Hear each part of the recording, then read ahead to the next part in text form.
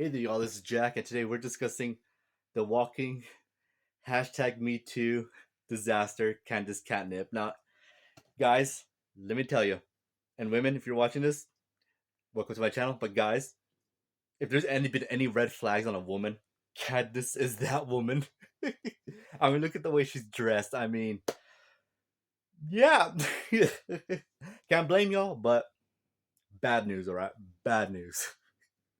So yeah, Katniss Candice is a very interesting femritter, which actually, well, when I say recently, it's a little while ago. Kubo said that they're all part of a group called the Bambies, so I'll be referring to her as that. If I switched over to femritter, my apologies. That's what I've been using to refer to her and her little group plus Giselle. Hey, so yeah, forgive me if I kind of go back and forth, but yeah, of the Bambies, Candice is okay. No, Bambietta is the hot-headed one, but Candice is definitely the second most hot-headed, the most impulsive, the one where the emotions just gets the better of her. She's like Bambietta, but not as bad, which is funny to say, especially when we see Cadmus, going up against Ichigo and them, and Byakuya, which is pretty cool in the anime. Exclusive scene we saw her fight him. Um, but yeah, let's just dive right into this nut character, shall we? All right, I just want to say, yeah, the first time we see Candice in the manga and anime is her, walking in on Bambietta after she split a dude in half because Bambietta's big old anyway. And then they go into a meeting with the other Sternritters, which is so cool to see. We see all of them, well, all the surviving ones except the royal guards together talking with each other, which is anime exclusive scene, which I really really like. So cool to see that. I eat that stuff up. They're just talking and everything, and Giselle brings up, "Hey, Candace," and he says to Candace, "Why don't you like?" I can't believe this. This is freaking disturbing. Like Giselle, he's very very disturbing. Yeah, he essentially implies Candace to just yeah, why don't you just go sleep with Uryu? And Uryu at this point is 17, so good on you, Candace, for saying no. Giselle just gets creepier and creepier. I just gotta say that. Holy cow, I don't like Giselle. He's creepy. Good power, but freaking he's creepy like crazy. So yeah, I gotta give you a point for that one, Candace. Yeah. And then after that we see them kind of marching out of the Wanderwijk after the Soul Society gets engulfed in the shadows of the Wanderwijk and Soul against Soul Society, and then we see the Sterners just going massacring so many Soul Reapers that it's so one sided yet again. And then of course later on we see Bambietta activating her Volt standing, the other Stern Raiders, including the Bambies. I believe it's just Giselle, creepy dude, and Candice. I don't think Meninas or Meninas best best Bambi of all of them. I gotta say, and I don't think Loloto does it either. They all activate their Volt standings. Of course, Candice activated it because it was just kind of instinct when the others did it, and Giselle did it too, but Giselle obviously turned it off. And they're like, okay, yeah, Bambi's activated it, so yeah, things are gonna get pretty interesting. Of course, we know how that goes. And then as soon as Bambi's defeated, all the Fenrir's arrive around her, and Giselle delivers the final blow on Bambi. That's the end of Bambi. Or is it? I've been told that in the light novels she's still around, so that's very interesting. I do hope we see some of that in the anime, which would be very cool. You ask me. The next time we see the Bambies with oh my Candace just coming in, just murking so many of Kenpachi's squad after Kenpachi fought Grammy. Very very cool fight, especially in anime. So freaking cool. And yeah, her and the rest of the Bambies take them out. Kenpachi tries to throw down with Candice. Candice is obviously able to blitz Kenpachi and just beat Kenpachi down. With all the other Bambies just taking Kenpachi.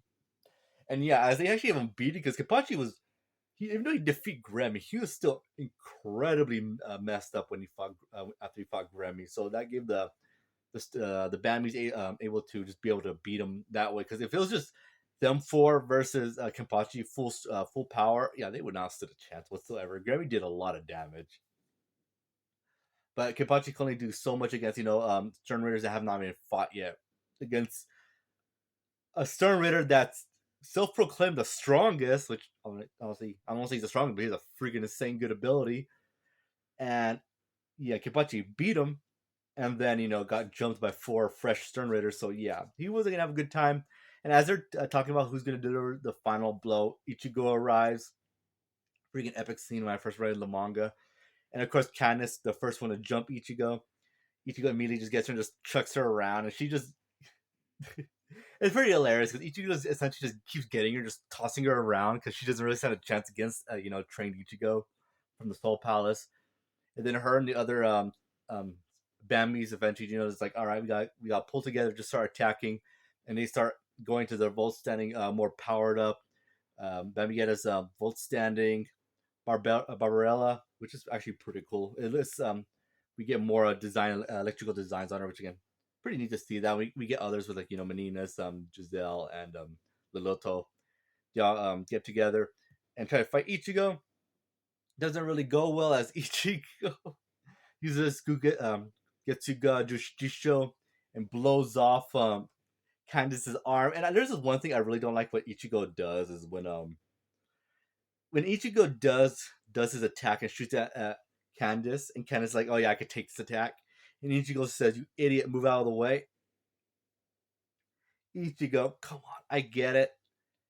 But this is a war.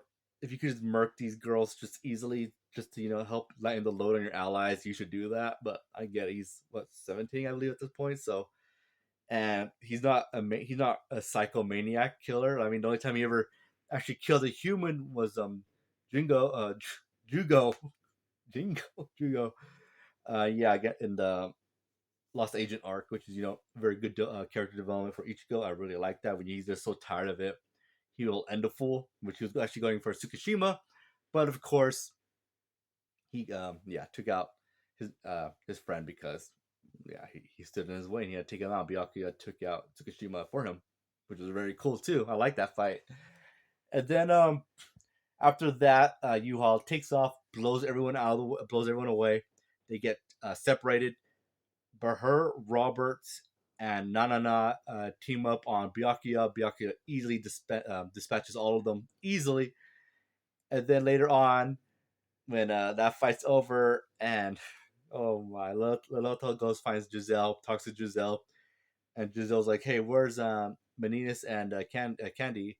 And Leloto's like, "Oh, I dealt with Meninas, so Meninas should be alive." And uh, Candace, she was done in by our opponent. Which interesting words. I guess you would kind of assume your friend died from Byakuya's attack, but no. It turns out we see later on Meninas carrying Candice, Candice away from the battlefield until Yuha uses the Ashwallen to come and hit all the Sternritters and Quincy's and Meninas and Candice get hit and that's how we see Candice. And I hear that again. Candice is still around, might be around in the light novel, so that's interesting. But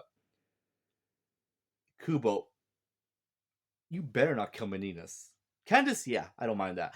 Meninas, no. But yeah, again, Candice overall, again, not terrible, but not great either. Let me rate this character out of 1 through 10. I mean, she's not terribly written. She's competent. She Kubo did a decent job of portraying what she's supposed to be, just a not as bad version as as Bambi. But yeah, if I had to rate Candice, it'd probably be 1 to 10. I would give Candice probably a 7. Again, not great, not bad. She gets the job done. But yeah, again, that concludes my review of her. She's a nutcase that entertaining, but that's really it. And stay away from her, guys. Anyway, that concludes my Candace video. If you listen this far, I appreciate it, and I hope you guys have a great day. And let me know what you guys. Oh, almost forgot my favorite and least favorite moments of Candace. Let's just start with my least favorite. My least favorite, I guess she doesn't really have because it is within her character to stand in front of Ichigo's Getsuga Judicial. So I guess her, I would say probably her in her weakened state trying to take on Byakuya, just because at that point he came down from training from the Soul Palace, and she should be very very weary. I guess she had four others there with her, meaning this little Robert and Nanana, but still you still try to take them on, and it just didn't go well because her when she was fighting him, her energy ran out, her reishi, and Byakuya was able to land a blow on her. And my favorite moment, I guess, I would say probably her taking the initiative and trying to fight Ichigo, even though that's dumb. But her, the fact that she's like taking the initiative, like, yeah, I'm just gonna stand around, I'm gonna actually fight this guy and actually beat him, even though obviously she stood zero chance. But I was like, I appreciate her being proactive. That's all right. I like that. So anyway, that concludes Candace Catnip video. If you listen this far, I appreciate it. And let me know your guys' favorite and least favorite moments. Later.